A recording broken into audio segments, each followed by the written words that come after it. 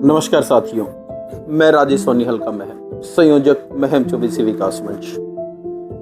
उम्मीद करता हूं कि आप लोग अपने घरों में सुरक्षित होंगे, मगर कुछ हादसे ऐसे हो जाते हैं जो ये सोचने पे मजबूर कर देते हैं कि क्या इस शासन और प्रशासन के चलते हुए आम आदमी अपने घरों में सुरक्षित है।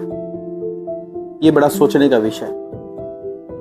1 साल पहले लड़की हिसार से गायब हो गई।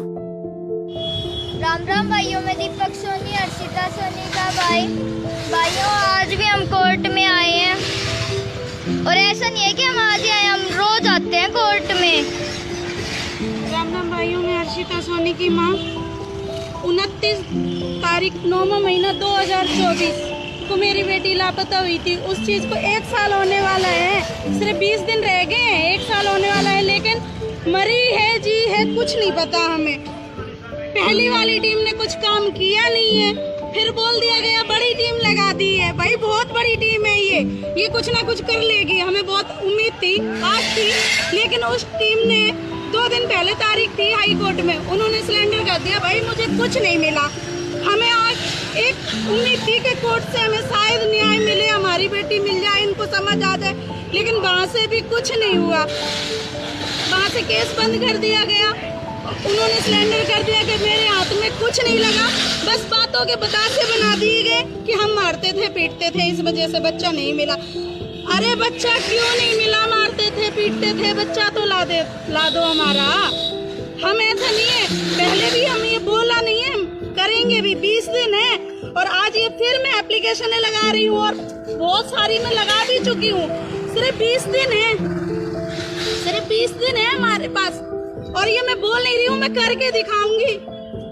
हम सारे चारों यही गोली खा लेंगे, हम आत्महत्या कर लेंगे, उसके जिम्मेदार SHO साधु राम और सुनीता ऐसा ही होगी। और जो प्रशासन उनका साथ दे रहे हैं, CM साहब बोलते हैं बेटी बचाओ बेटी पढ़ाओ, झूठे नारे। CM साहब चाहते तो मेरी बेटी नहीं मिलती, कार्रवाई नहीं होती। अगर CM साहब कहीं और कार्रवाई ना हो, ऐसा नहीं होता। साथियों, आपने सुना ये दीपक सोनी क्या कहता है। कितना दर्द है इस छोटे से बच्चे के शब्दों में, मगर प्रशासन इनकी किसी तरह से कोई सुध नहीं ले रहा। अरे प्रशासन को तो छोड़िए, शासन भी सुध नहीं ले रहा। क्या फायदा है? एक तरफ तो सरकार ये कहती है कि बेटी बचाओ बेटी पढ़ाओ।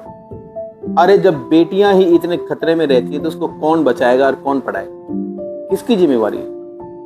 ये सरकार की जिम्मेवारी नहीं होती।